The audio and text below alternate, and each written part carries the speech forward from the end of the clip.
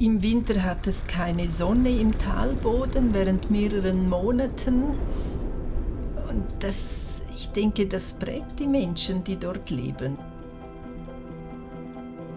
Alberto Giacometti grows up in a very remote part of Europe, in a very traditional conservative society. Everybody knows everybody. It's mainly a rural community.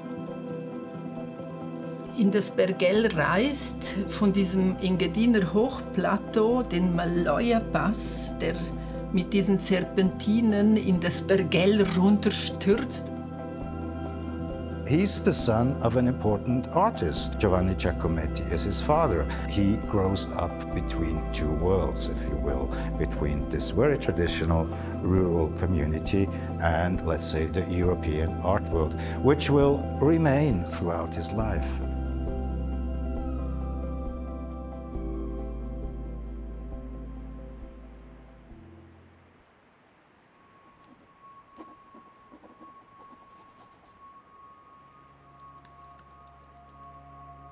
Die Kinder sind mit Kunst aufgewachsen. Es gehörte zum Alltag. Alberto ging nach der Schule ins Atelier neben dem Holzofen, wo es nach Terpentin und Ölfarbe roch, und schaute dort Bücher an oder zeichnete oder bekam auch schon in jungen Jahren Plastilin zum Kneten. Die Giacomettis waren belesen, waren gebildet und waren weltoffen und sind viel gereist. Drawing is where everything starts from him. He uses models, and the first models, of course, are his family. So this is his siblings. He has 2 brothers and 1 sister. Being confronted with them, sitting with them, that's where he shapes his vision. Bruno Giacometti, der jüngste Spross der Familie, er hat auch einmal gesagt, er sei sich wie Beute vorgekommen in Anbetracht des intensiven Blickes seines Bruders, der ihn am Zeichnen war. Zum Teil hat es, glaube ich, ihnen auch nicht so gepasst, dauernd auch Modell zu sein, aber andererseits war es einfach auch normal.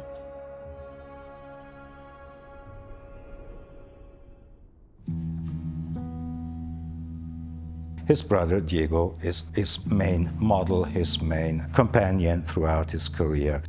This is an important work which shows him between the languages, let's say the 20s, the traditional language that he had learned before becoming an avant-gardist, a surrealist artist, and what he then would later develop after the war in his mature work.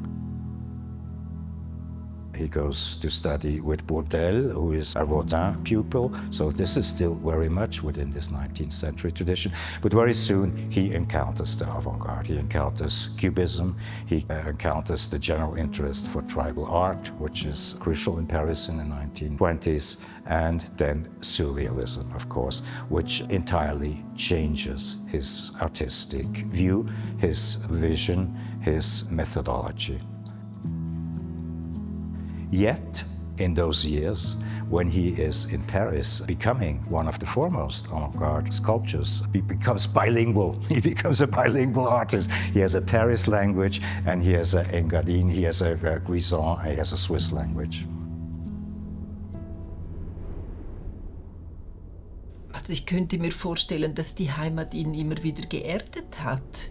Es wäre zu einfach, das Werk von Alberto Giacometti auf die Heimat zu reduzieren, aber die Heimat war sicher wichtig. Und sie war auch, wenn er in Paris war oder sonst irgendwo auf der Welt, war sie stets bei ihm, weil er war ja in ständigem Kontakt, brieflichen Kontakt mit den Eltern, mit der Schwester, mit den Brüdern.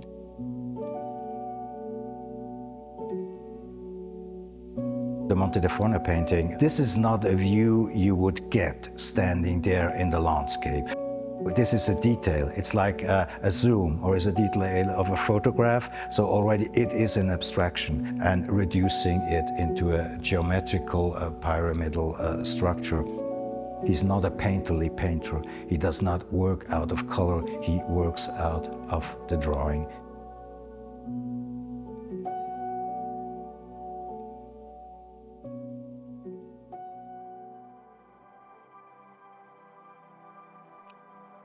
Ernst Scheidecker is in his military service during the war.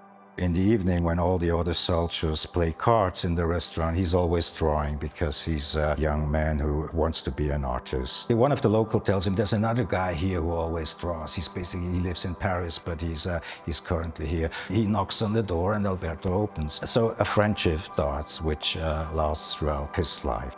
For many, many years, he's the only photographer who has access to the Swiss Giacometti. These pictures, they have a very different language. They're very casual and natural, like we would take pictures with our cell phones today. Der Fotograf Ernst Scheidecker hat mir erzählt über die Verbindung von Alberto zum Tal und zur Mutter. Also er hätte regelmäßig nach Hause telefoniert. Zuerst waren es regelmäßig Briefe, zum Teil 2 am Tag. Wenn Alberto in Bergell war, rufte er regelmäßig seinen Bruder in Paris an, Diego, um zu sehen, wie es geht. Und war er in Paris, rief er regelmäßig der Mutter an. Das war ein täglicher Fixpunkt im Ablauf.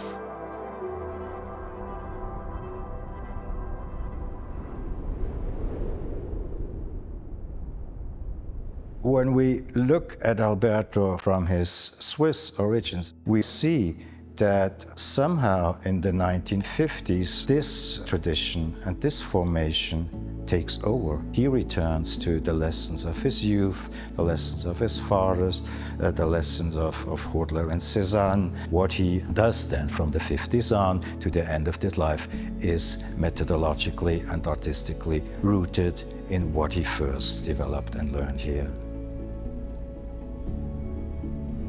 Und es gibt eine schöne Anekdote, die Maria Fasciati, die Haushälterin der Giacomettis, sie hat mir erzählt, dass sie Modell gestanden war für Alberto in Maloja und Alberto habe dann das Porträt zerstört und die Mutter sei ganz wütend geworden und habe gesagt, Alberto, du hättest es doch mitnehmen können nach Paris und dort weiter daran arbeiten.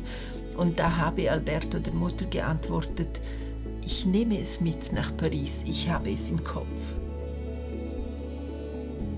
Er war sehr verbunden mit dem Tal, mit den Menschen und hatte es stets bei sich, wo immer er sich auch aufgehalten hat.